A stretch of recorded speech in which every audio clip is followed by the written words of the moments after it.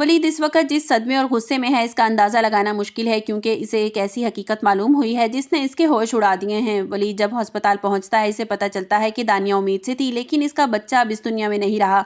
वो वहीं ज़मीन पर बैठ जाता है। वलीद का पहला वार अपनी माँ बीना बेगम पर होता है। वो गुस्से से तिलमिलाता हुआ अपनी माँ के सामने जाकर खड़ा हो जाता है और सबके सामने चिल्ला कर कहता है कि अम्मी, आपने मुझसे इतना बड़ा झूठ क्यों बोला? आपने मुझसे इतनी बड़ी हकीकत क्यों छुपाई? वलीद कहता है कि मैंने खुद आपको दानिया के साथ डॉक्टर के पास भेजा था ताकि आप उसका चेकअप करवा सकें। तो क्या डॉक्टर ने आपको नहीं बताया था कि दानिया प्रेग्नेंट है? वलीद बड़े दुख भरे लहजे में अपनी माँ से सवाल करता है, और आखिर क्या वजह थी कि आपने खुशखबरी मुझसे छुपाई, और क्या आप नहीं चाहती थी कि मैं बाप बनूं? वीडियो में आगे बढ़ने से पहले अगर आप मेरे चैनल पर नए हैं तो लाइक और सब्सक्राइब कर दें। बीना बेगम जो एक बहुत ही मक्कार औरत हैं, वो फौरन बड़ी सफाई देने की कोशिश करती हैं और एक नया ड्रामा शुरू कर देती हैं। बीना बेगम कहती हैं कि वलीद, मेरा यकीन करो, मुझे खुद इस बारे में कुछ नहीं पता था और डॉक्टर ने मुझे कोई बात नहीं बताई थी। वो उल्टा दानिया पर ही इल्ज़ाम लगा देती हैं कि शायद दानिया ने खुद ही ये बात हमसे छुपाई होगी। मुझे तो इस बारे में कुछ भी पता नहीं है। यकीन करो बेटा, इससे बड़ी खुशखबरी और मेरे लिए क्या हो सकती थी कि मैं दादी बनने वाली हूँ। मगर वलीद नादान नहीं रहा।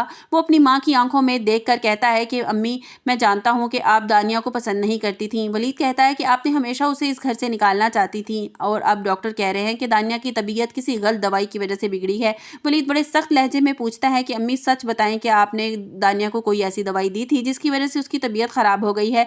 वलीद रोते हुए कहता है कि मैं ये बात मानने को तैयार नहीं हूँ कि मेरी माँ मेरी औलाद की दुश्मन बन जाएगी। वलीद रोते हुए कहता है, मैं ये मानने के लिए तैयार नहीं हूँ कि मेरी अपनी माँ मेरी औलाद की दुश्मन बन जाएगी, और इतनी संगदिल कैसे हो सकती हैं? बीना बेगम मुकर जाती हैं और कहती हैं कि वलीद, तुम अपनी माँ पर इतना बड़ा इल्ज़ाम कैसे लगा सकते हो? मुझे तो बहुत दुख है कि मेरे घर का चिराग जलने से पहले ही बुझ गया। दूसरी तरफ सादिया बेगम जब अपनी बेटी दानिया की हालत देखती हैं तो इनका कलेजा मुंह को आ जाता है। वो अपने भाई के पास पहुंच जाती हैं। सादिया बेगम अपने भाई से शिकवा करती हैं कि देखें भैया, आपकी बीवी की वजह से मेरी बेटी जिंदगी और मौत की कशमकश में है। वो कहती हैं कि बीना ने मेरी बेटी का घर बसने नहीं दिया। उसकी कड़वी बातें और जुल्म ने मेरे बच्चे को इस हाल में, मेरी बेटी को इस हाल में पहुंचा दिया है। सादिया बेगम रोते हुए कहती हैं, भाभी के दिन रात तानों की वजह से वो जहनी मरीज बन गई है और अब इसका बच्चा भी छिन गया है। बीना बेगम जब सुनती हैं तो वो खामोश नहीं रहती और पलटकर सादिया बेगम के किरदार को करारा जवाब देती हैं। बीना बेगम कहती हैं कि सादिया, अपनी जुबान को लगाम दो, तुम्हारी फितरत में डंग मारना है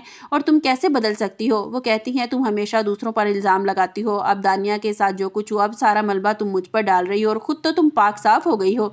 दोनों ननद भाभी के दरमियान अस्पताल में एक ज़बरदस्त लड़ाई शुरू हो जाती है, जिससे माहौल मज़ीद बोझल हो जाता है। मुराद और रमला दानिया के पास बैठे होते हैं।